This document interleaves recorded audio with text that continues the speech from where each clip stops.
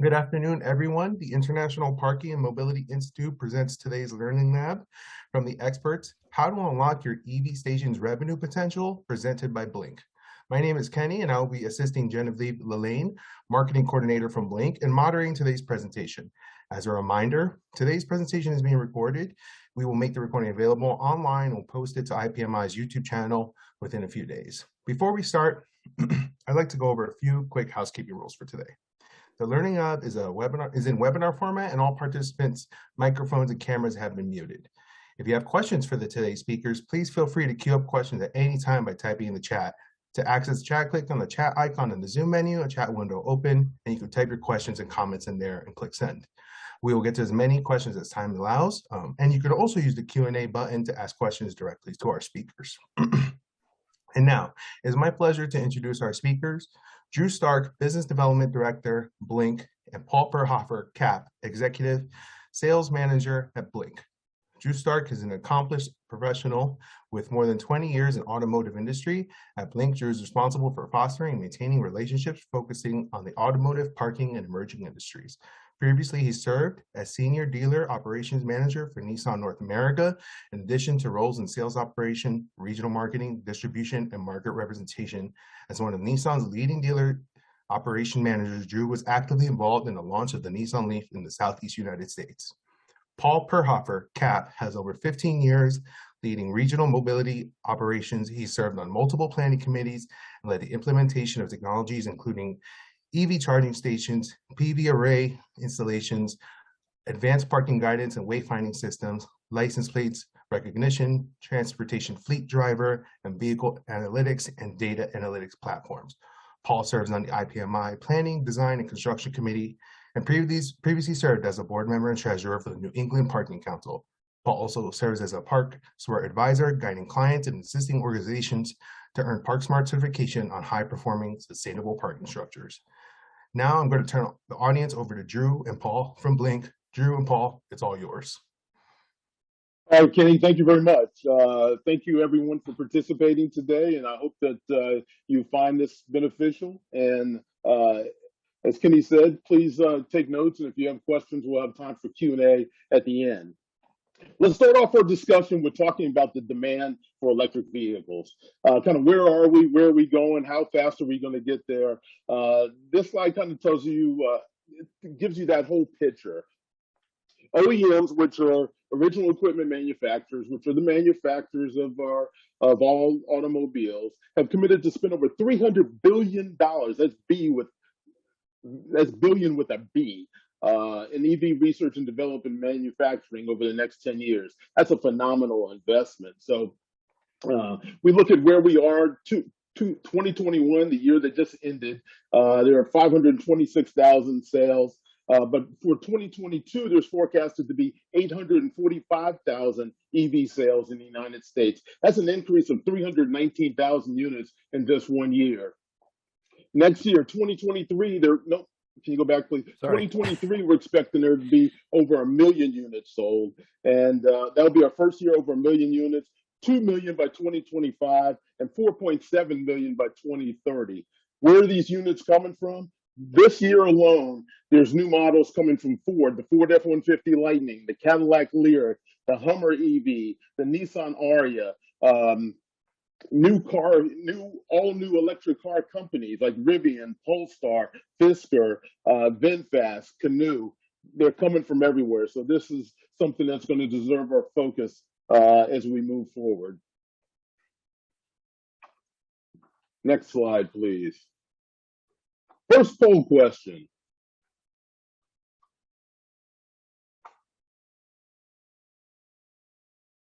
All right. First poll question's on the screen. Do you own or are you considering owning an electric vehicle? Please respond. All right, so we have a consensus, 57% do not own an EV and are not considering a purchase in the next 6 months. Okay, and so second largest is 24. It's considering a purchase of an EV in the next 6 months. So And we have 13% that own an EV. Those would be our early adapters. 6% are in the hybrid space. And the rest of the people aren't quite there yet. But hopefully in the next 6 months, we'll get a few more. And then down the road, and as our product mix opens up, I think everybody else will get on board. But this is definitely the way the industry is going. Okay. All right, now let's talk about some charging basics. Um, Essentially, there's two kinds of charging. There's AC charging and there's DC charging.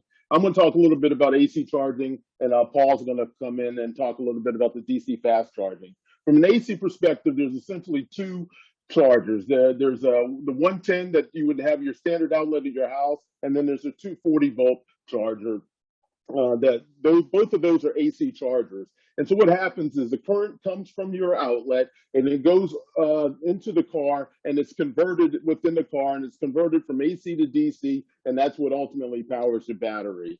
And I'll say just kind of a shameless plug that Blink is in the AC space. Blink makes a 32-watt home charger, and we also go to the other extreme of an 80-amp commercial charger. All right, Paul? Okay, so based on the poll questions, a lot of people, I assume, are still learning about EVs. So that's what we're here to educate you on. Drew talked about level 2 charging. When you charge on level 2, you're plugging into the vehicle. There's an onboard unit that converts the AC power to DC and feeds the batteries. So you're limited to your charging speed based on the vehicle. For DC fast charging, you're plugging in almost directly to the vehicle. There's a battery management system, so you're able to charge at a much higher capacity. Everybody looks at DC charging and thinks this is where I want to be. It's faster, but there's some high utility requirements when it comes to DC fast charging. First of all, when you talk about level 2 charging, you're on 240 volts, 208 to 240 volts on single phase power. Most properties have that power available. When you get to DC fast charging, now you're stepping up to 3-phase power. You're at 480 volts. So it's a higher draw. Typically, we will set up separate metering for DC fast charger, and we have to work closely with the utility to do that. A lot of utility companies may not even be able to bring that power to certain locations. So you want to consider that when planning.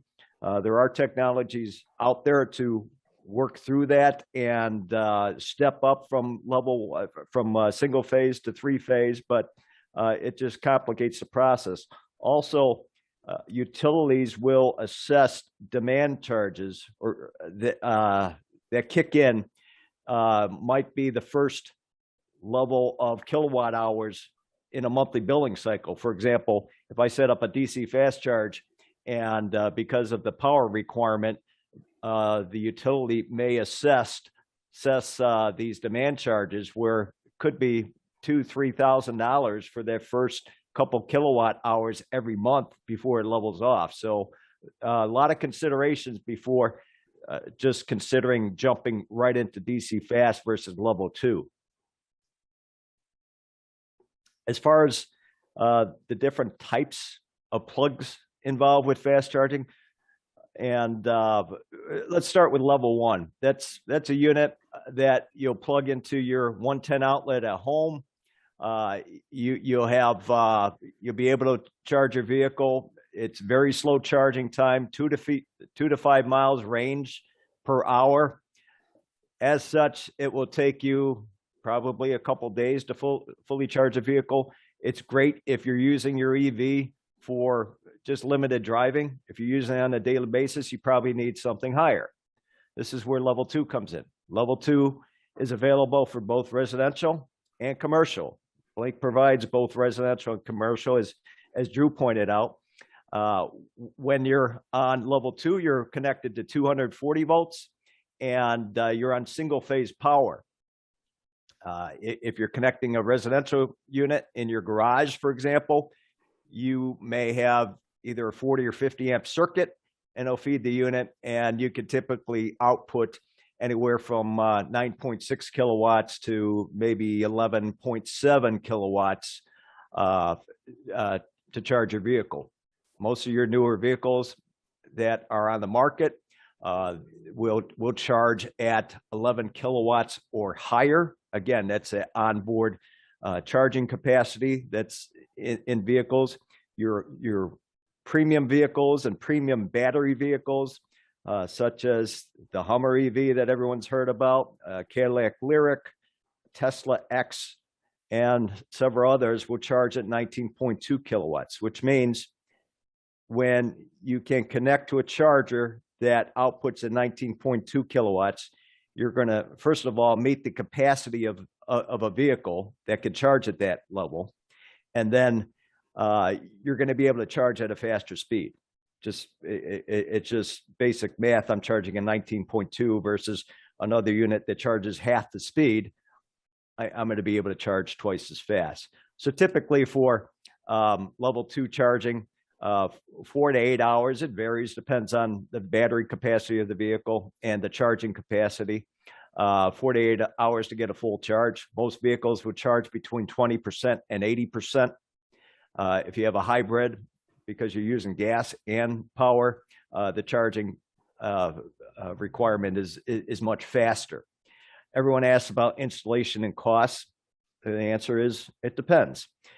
Depends on how far we have to run power. Depends on if we have power available in your existing box. Do we have to add an additional circuit? So there's a lot of variables involved, and the average cost could be $5,000 to $10,000. Although I've heard some that may be much less for a wall mount unit where power is readily accessible. I've heard as low as $500. So numbers are all over the place, and we'll talk a little bit on how to kind of start looking at any project and getting information in line to decide how you want to design your project.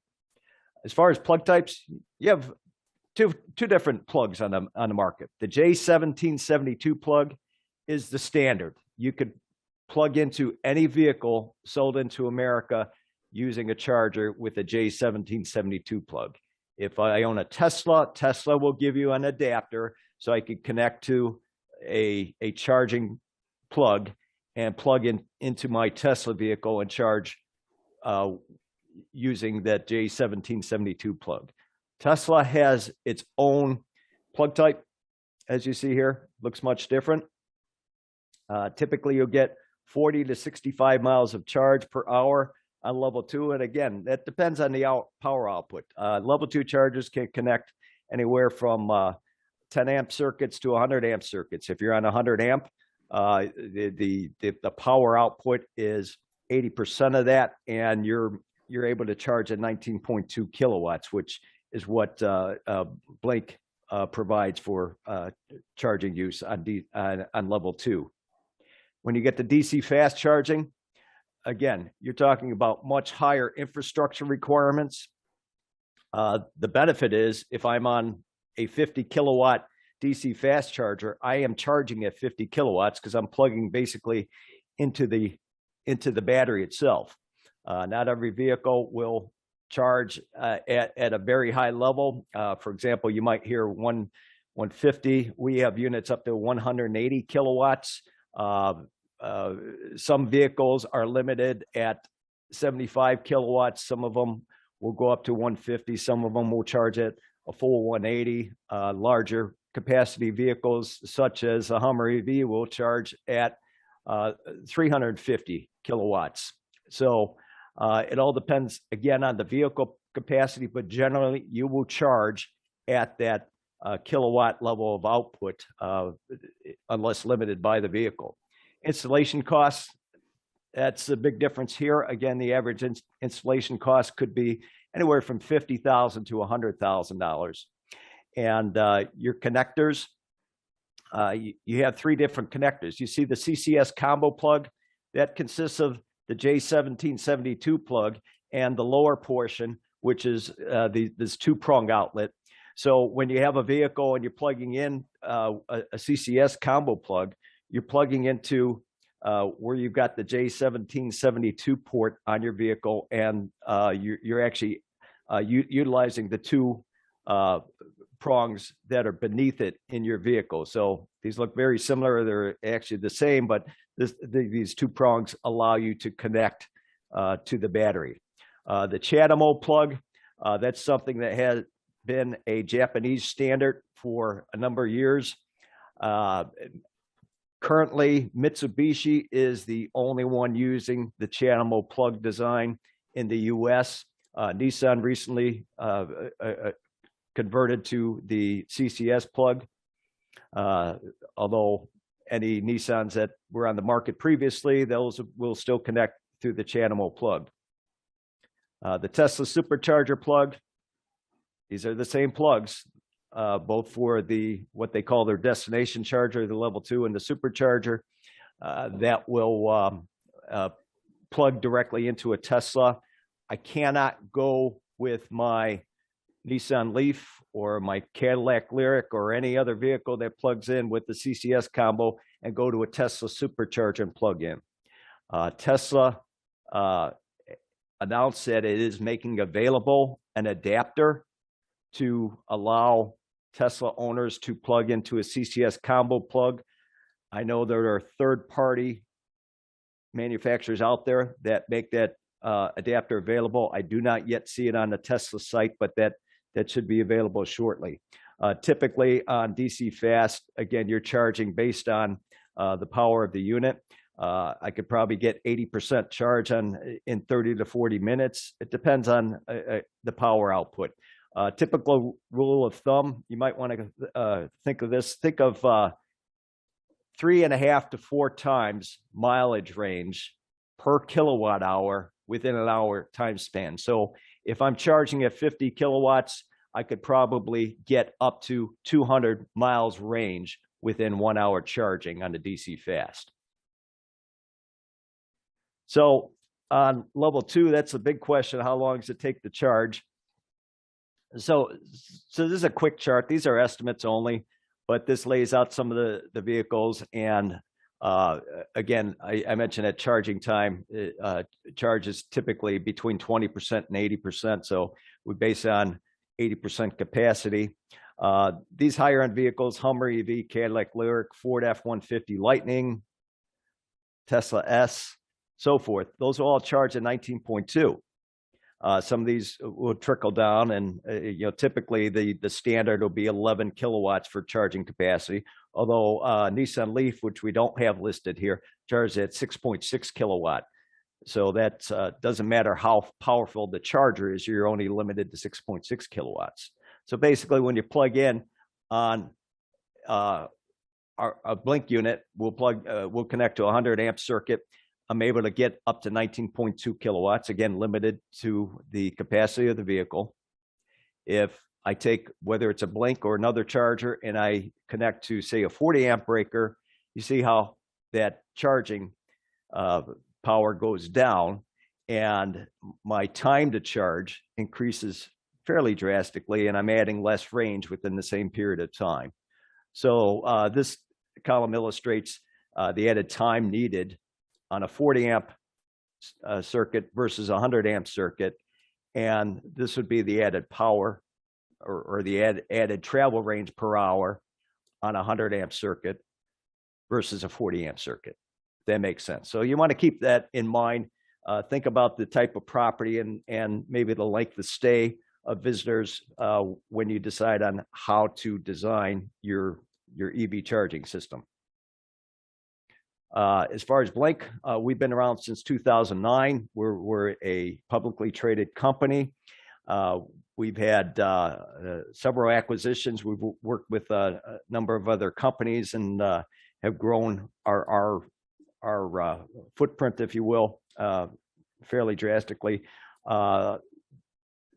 This states we've got over 30,000 chargers. We've actually been growing since this slide was developed. 190,000 plus drivers on our BUNK network. Most of your major EV charging companies will have a network. So in other words, they'll usually download an app, have that on their phone, and create an account, if you will, to be able to charge on charging stations. The BLINK network is one of the 4 largest, actually, in the U.S. currently. And it's pretty impressive when you consider that 2 of the largest 4 are Teslas, both the destination and the supercharger. So we're proud to be one of the largest network, and we continue to grow. We've got installations throughout the country, and we've got a very solid global presence as well. As far as our family of products, we start with our HQ units, which are residential units, both on a 40 and 50 amp circuit. The HQ200 will be out in March of this year. We've got a new product called the MQ200.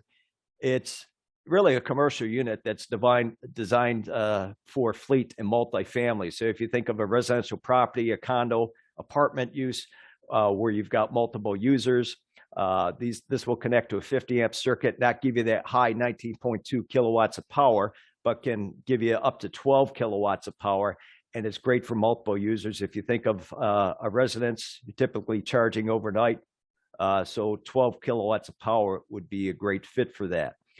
We also have DC fast chargers that we carry from 30 kilowatts, actually up to 180 kilowatts. And then we've got a portable unit, gas-powered generator that powers a level 2 charger. Sounds a little bit contradictory to what we're trying to accomplish, but if you think of a driver that needs help roadside, this is great for AAA or towing companies. We work with some other vehicle resellers, distributors, and these are very popular units with them. Our IQ200, that's our primary product. That's our level 2 charging station. Again, that will connect to a 100 amp circuit and output up to 19.2 kilowatts. So it's the fastest charging station on the market. We've got multiple configurations. We're not just a one-size-fits-all product where we can take each of these units and wall mount them. We have smart units that will communicate with the advanced unit that has the LCD screen. We could add cable management to retract cords off the ground and keep the area tidy and safe from trip hazards. New product coming out later this year is our Vision IQ200, which will incorporate advertising within the pedestal stand. And as far as DC fast charging, we've got a wall mount unit. There's a pedestal that's available for it, but this is a small form 50 kilowatt charger that I think is going to really revolutionize the demand for DC fast chargers. We also have the ability to manage the load, so we could do that a couple different ways. We have the ability to take a single circuit and we could spread that really up to 20 units. Not recommended because that load will diminish, but I could take a single circuit. So again, if we talk about a 100 amp circuit, I could split that load. We've got 80% output, so I've got 80% coming out. I could split that equally, or I can split that so that the first vehicles plugged in will receive a higher distribution of the load available. And we've also have flexible business models that will help anybody acquire these units for their business or location. Grants and rebates. Drew, you want to talk about that a little bit?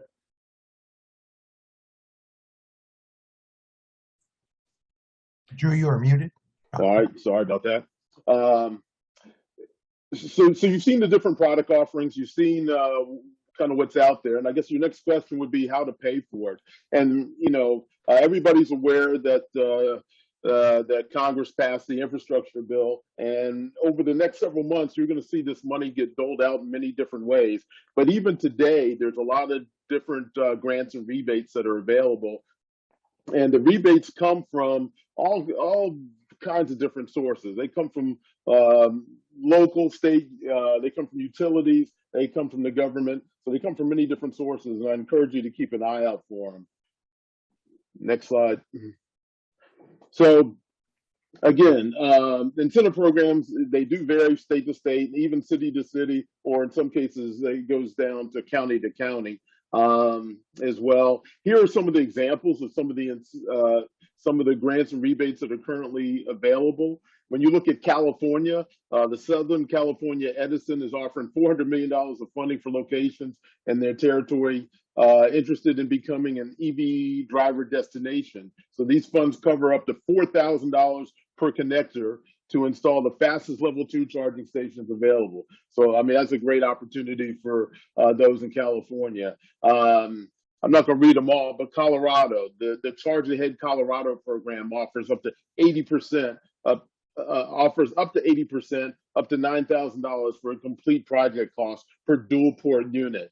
New Hampshire, DC fast charging infrastructure grant along specified routes for 2 DC fast chargers and 1 level 2 charger, up to 80% for non-government and 100% for government-owned property. So there's a lot of different grants and credits out there.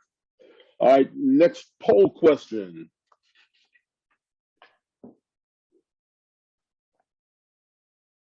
What has been a limiting factor to install an EV charger at your location? Please answer. All right, do we have responses? Oh, we got a mixed bag here. So I guess the most limiting response would be the cost of electrical infrastructure. That's 37%, followed by I am ready to install or already have installed 24%. So that's a great response. And then the cost of the charger would be the other one. So we just talked about some of the different costs and how grants and rebates can help you with those costs. Let's go ahead to the next slide and can talk a little bit about how BLINK approaches some of these with some of the BLINK business models. So BLINK is kind of a unique company in that they have multiple business models and how we operate. And there's essentially 4 of these that are kind of come into play on a regular basis. One, host own. Host own means you buy it, it's yours. You buy the equipment, you can install it where you want. You operate it, you take the revenue from it, it's all yours. BLINK as a service is a nice option where you're effectively leasing it. I don't want to quite call it an equipment lease, but you're not paying for the equipment, but you're paying for the installation, and you do get the benefit of the revenue from it when you do BLINK as a service. So for many people, it's a great opportunity. It's a great way to go, and we're seeing more and more people go that way these days. Also, the hybrid model. That hybrid model is something that's kind of unique to BLINK, where we kind of partner with you and we split the cost. You know, you provide the site, we provide the equipment, and then on the backside we split the revenue. So this is for something for designated locations that have been determined by BLINK that they are high traffic, high EV registration, high good potential communities. So we won't do that everywhere, but there are plenty of markets around the country where that's a viable model. And then the turnkey model is for select super high traffic locations that BLINK provides the installation, equipment, operations, and administration of the charging equipment. Good.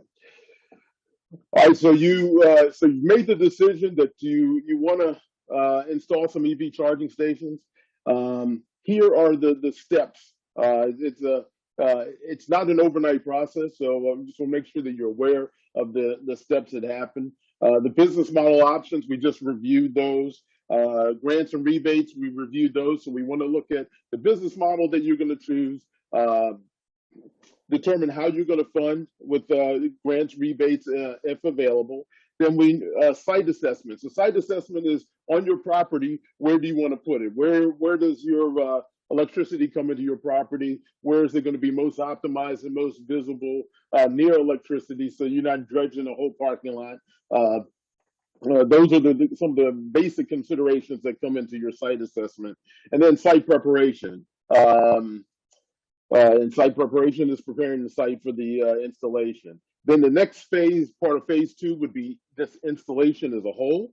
And then commissioning, which is getting the system up online. Blink has a full network, and all of our public chargers, at least, are all networked, and we want to make sure that they're all in sync and that we're talking with one another that way. And then there'll be training. So we have customer onboarding. We do seminars regularly, but once you install, someone will review with you how to operate them, how to, so because you have, if they're host owned, you have control over pricing and all of that. So we'll explain to you how everything works, and then we'll also provide ongoing support. Okay. So again, just quickly going through this process. Step 1 is evaluate, understand your property's need, conduct the site visit, which is kind of where to install it, and identify your Blink-owned business model, which will help you determine the cost. But understanding what the property needs, I think that is, how many chargers do you need? I mean, how many parking spaces do you have? Where is EV adoption in your area? And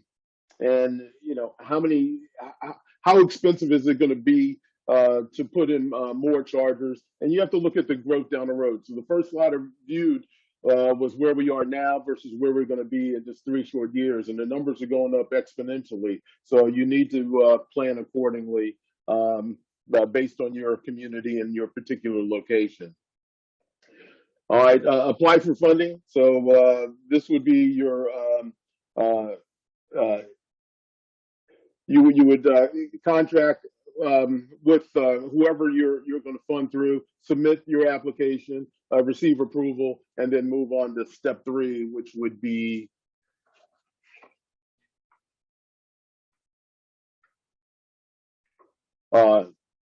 installation. I grab that too. All right, so the installation obviously is key. So on the poll questions that everyone's concerned about the cost of that infrastructure. That's where working with Blink and taking advantage of funding programs is going to be very beneficial, where you could offset some of the cost or maybe all of the costs sometimes through qualified funding. And what we'll do through our models, for example, through our Blink-owned models, whether it's a hybrid or if it's a turnkey solution in particular, we'll apply for grants. We've got a grants team that will apply for a grant, take that funding. So if it's a project, if it's an opportunity that allows for 70 to 80% of funding, think of a DC fast charger. That might be $200,000-$300,000 project.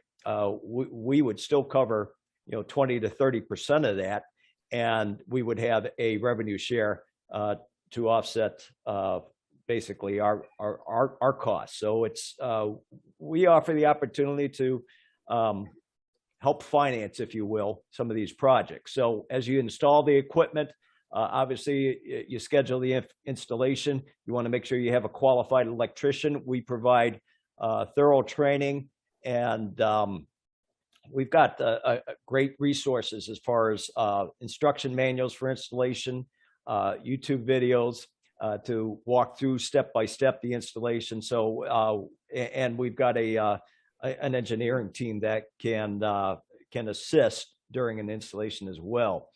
We do work with contractors especially on Blink-owned opportunities that are experienced, trained, certified with our unit. So that's always available. So once you select a contractor, we want to submit an application and receive approval for the grant funding. So in other words, for any grant or rebate, typically grants, you need to provide a budget. What's the cost of this project? Because your state or entity that's issuing the funding will want to know how much it's going to cost, and they may evaluate your project versus others, and you may or may not be successful. And that's the great thing about our grants team. They know how to set up these responses, and they've been very successful securing funding. So let's jump on to the next poll question. What industry does your property serve? Are you municipal, university, healthcare, or commercial?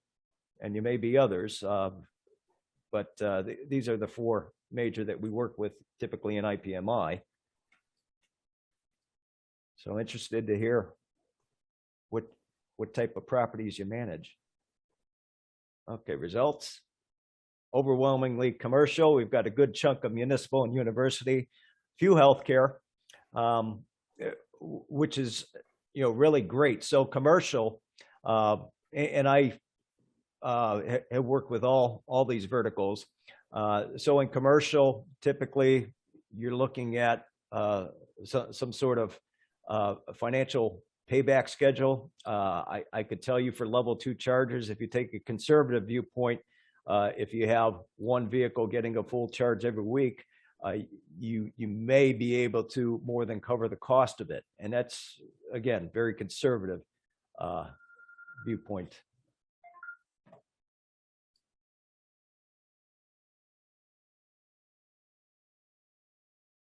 Okay, so Blink Advantage. Let's summarize. Again, our IQ200, it's the fastest level 2 charger on the market, 19.2 kilowatts of power. Depending on how you set that up, we always recommend a 100 amp circuit, which will give you 80 amps power output. Will get you to 19.2 kilowatts. It's a basic math formula I could walk everybody through if you're interested. Blink has different models where we own and operate a number of charging stations, and we've got a network that supports these.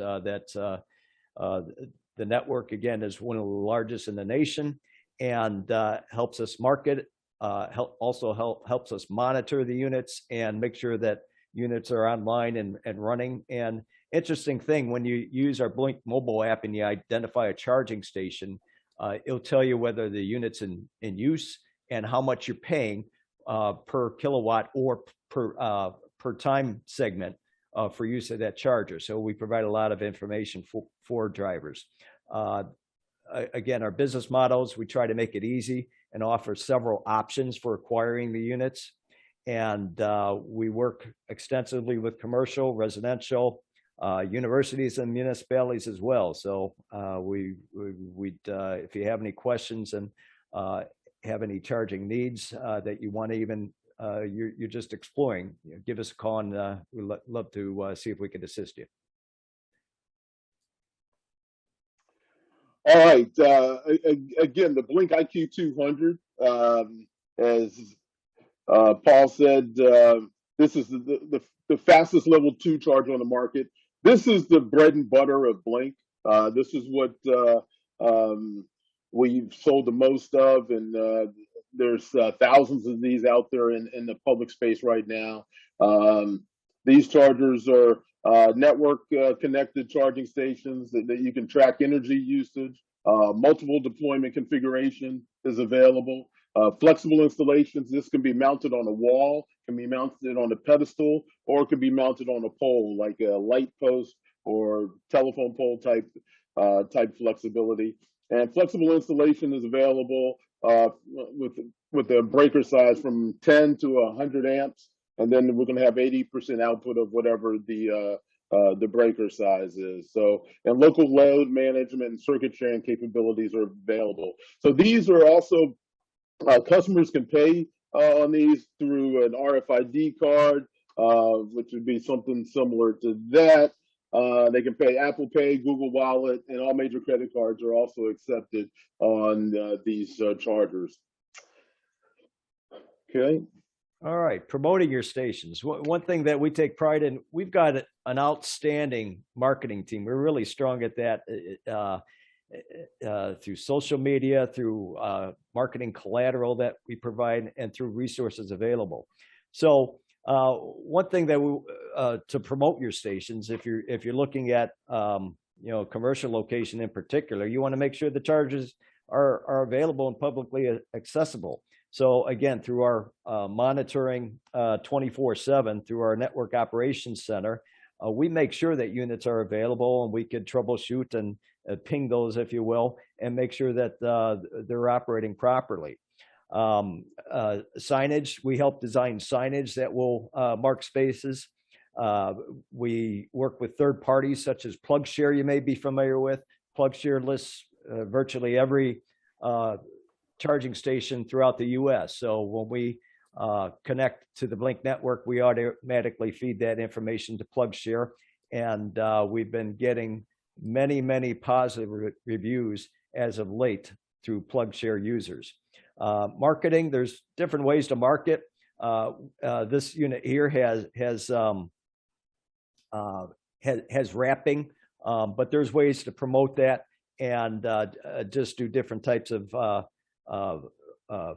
media blasts and so forth to help promote your units, whether it's to a captive audience, an office building, for example, or to a larger area, maybe a geographic area or a group of users.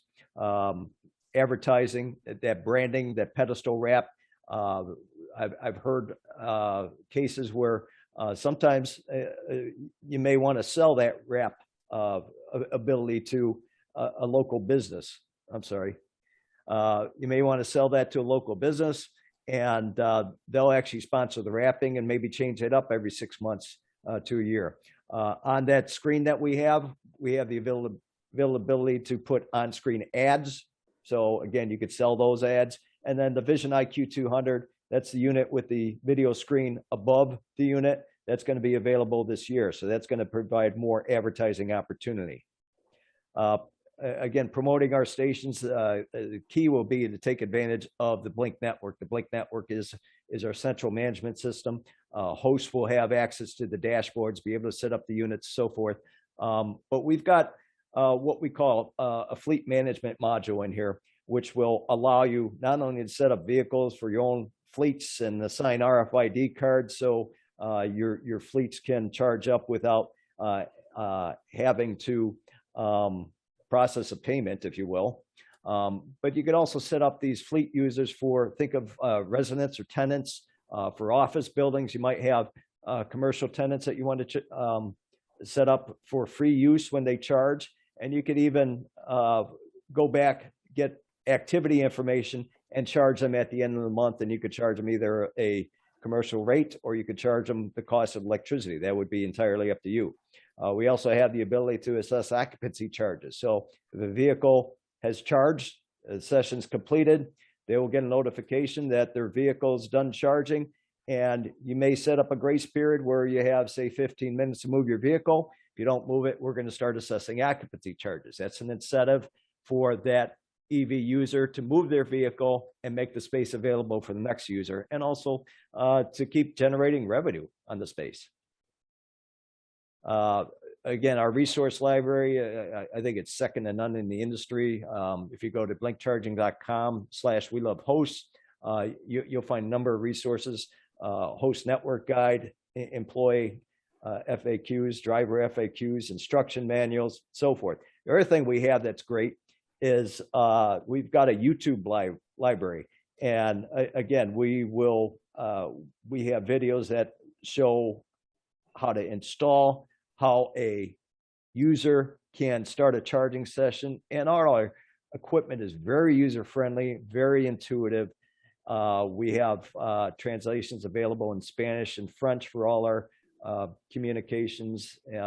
So we support multi-languages, not only on our units, on our website and materials, but also at our customer service center that provides 24/7 support.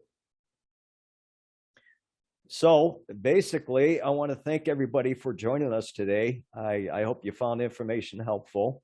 Here's contact information for Drew and myself.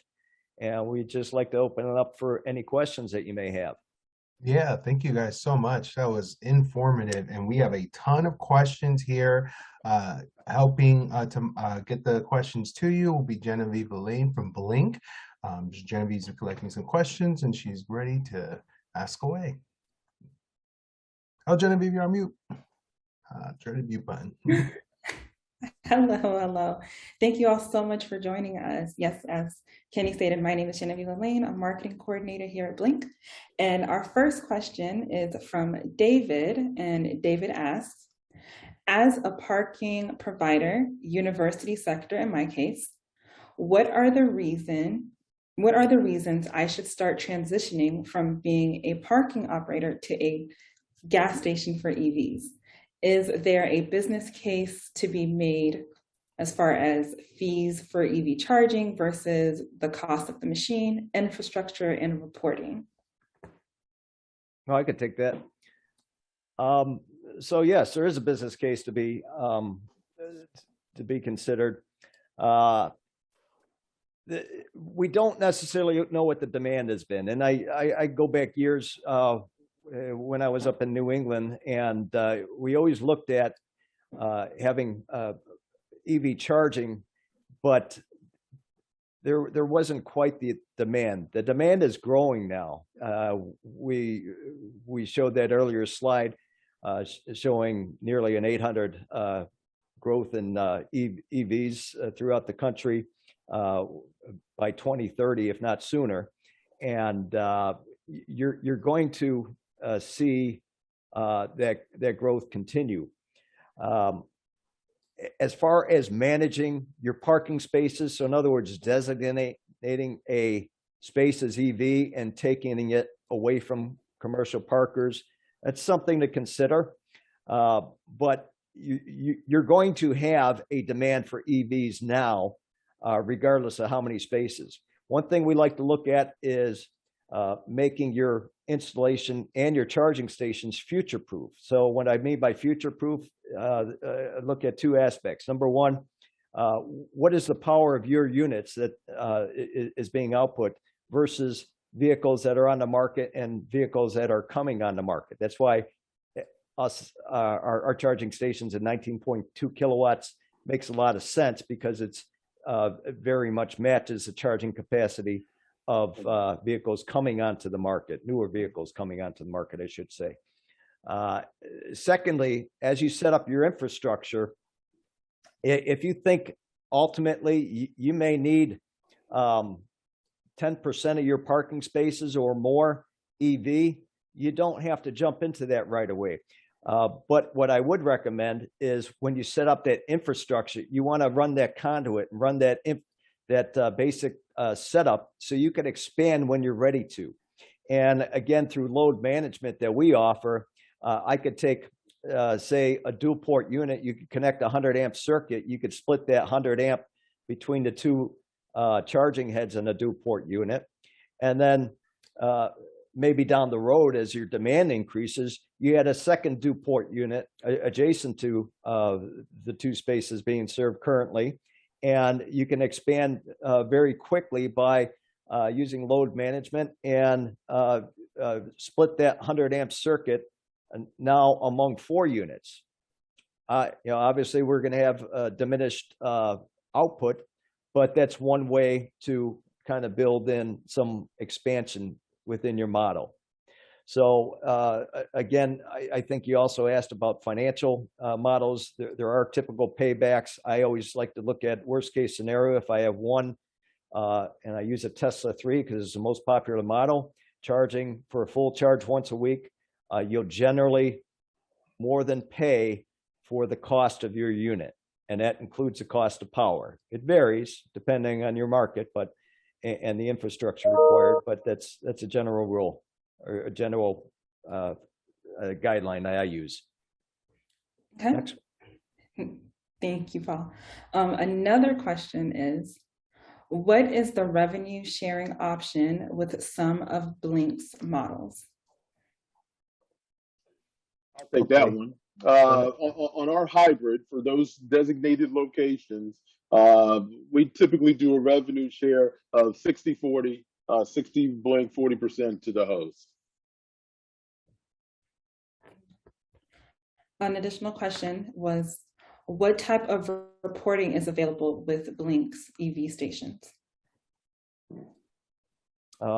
It's very flexible. So there's you have the ability to set up reports by user, by vehicle, by charging station. You could download activity from all the sessions. So think of each charging station as having its own electrical meter. So you could download all the use, the power that's been used by charging sessions. So if you have fleet users or residents, and you want to measure the power that's used by a certain user, you could pull that data. And again, you have the ability to bill back users at the end of the month if you choose. So we're very flexible. You could download data into CSV format and upload into different systems, or just take to Excel for analysis. So we try to be very flexible and get any information that will be pertinent to you. Okay. We do have a couple of questions about charging kilowatt versus time. One was, okay, we want to implement new rates at our free charging stations to cover costs related to electricity, operation, maintenance, replacement, and future expansion. Do you have a recommended methodology for determining a new rate? Okay, I'll grab that. Typically, I always recommend, and Blink as a company recommends, that where we can charge by the kilowatt hour, we want to do that. That's the most fair method, as we showed you the chart of different vehicle charging capacities. If I'm think about a vehicle that's paying for their charging session by time. If I have a Nissan Leaf, I'm charging at 6.6 kilowatts, or if I have a Hummer EV, I'm charging at 19.2 kilowatts, 3 times as fast. But if I'm paying by time of session, I'm going to be paying the same amount for the Hummer. That's not quite fair, is it? So we always recommend charging by the kilowatt hour. The problem that we have, the conflict, I should say, is there's been some pushback by some utilities as far as charging by the kilowatt hour is essentially reselling electricity. So it's a state-by-state basis. I know in Wisconsin, for example, they recently introduced legislation to charge by the kilowatt hour. Typically, when we set up charges by the kilowatt hour, it's regionally based.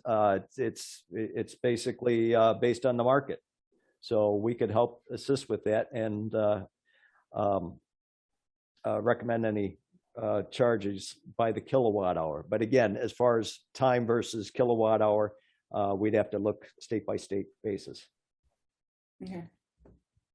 Another question was, do you have any insight into how much to charge for roadside assistant using the portable charging?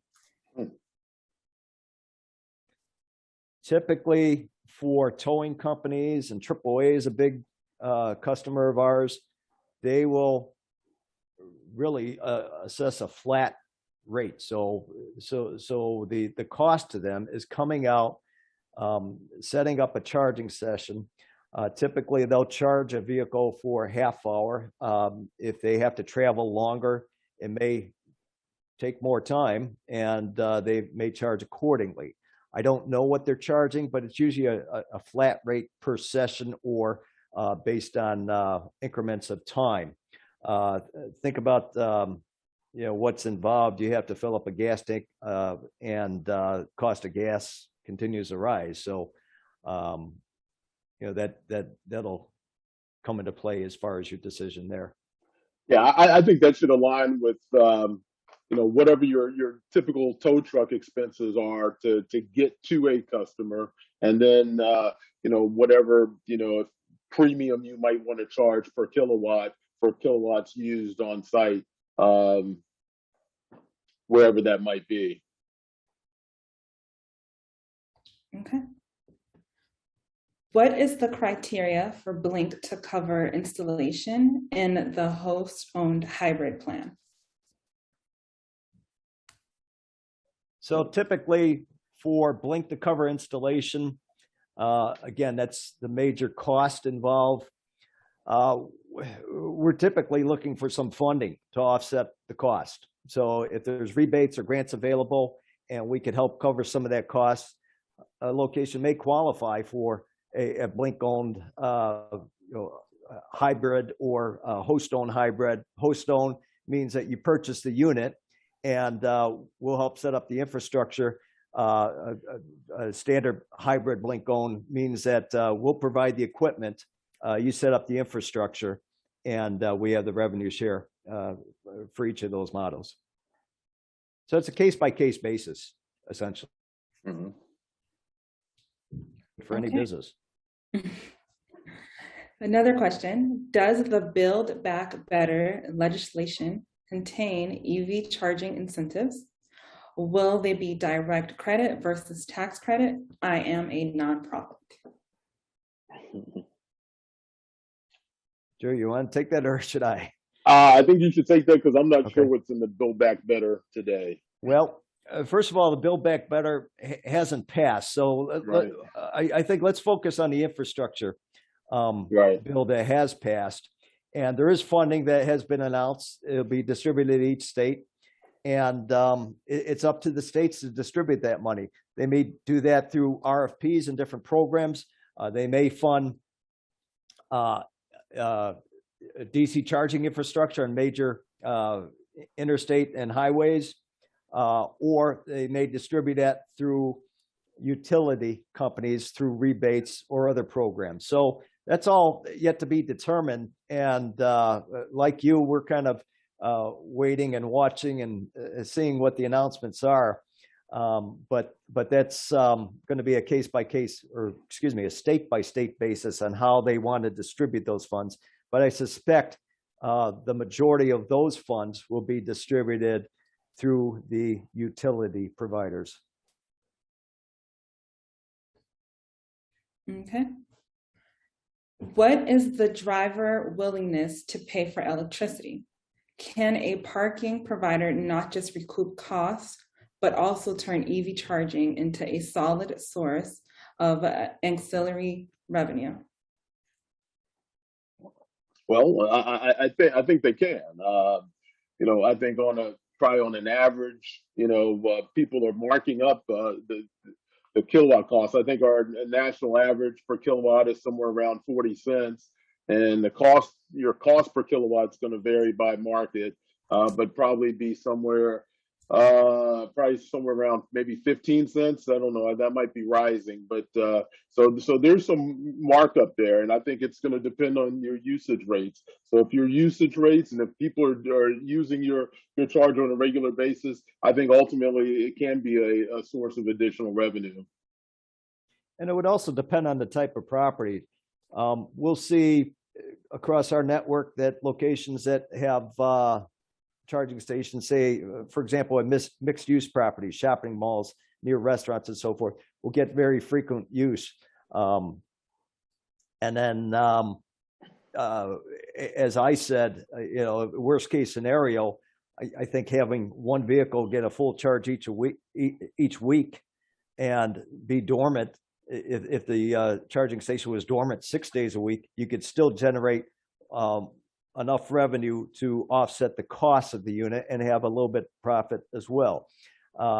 It's the more data we gather, the better idea we'll have as far as what the units might be able to generate. I put together different models based on different types of properties, and some of them could be fairly lucrative, but also consider the gas station model. The gas station will have convenience stores or restaurants to generate the majority of their revenue under current business models today, and not necessarily rely on sales of gas. So consider that as well. Thank you, Paul. And thank you, Genevieve, for monitoring those questions. At this time, we are at the very, very end of the hour. Thank you so much, Paul and Drew, for that presentation and answering those questions. If you have any final thoughts.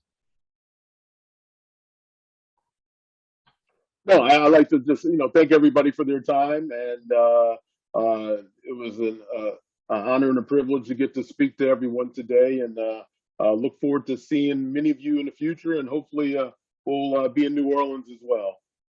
Yes, this was a blast. Thank you guys so much. And we look forward to seeing you in New Orleans. As Genevieve mentioned in the chat, the slide deck and video will be available in a couple days, so look out for that. Thank you so much to everybody. Thank you to everybody at Blink. I want to thank Drew and Paul for hosting today's Learning Lab. And we wish everybody to have a great day. Bye, everybody. Thank you, everyone. Thank you.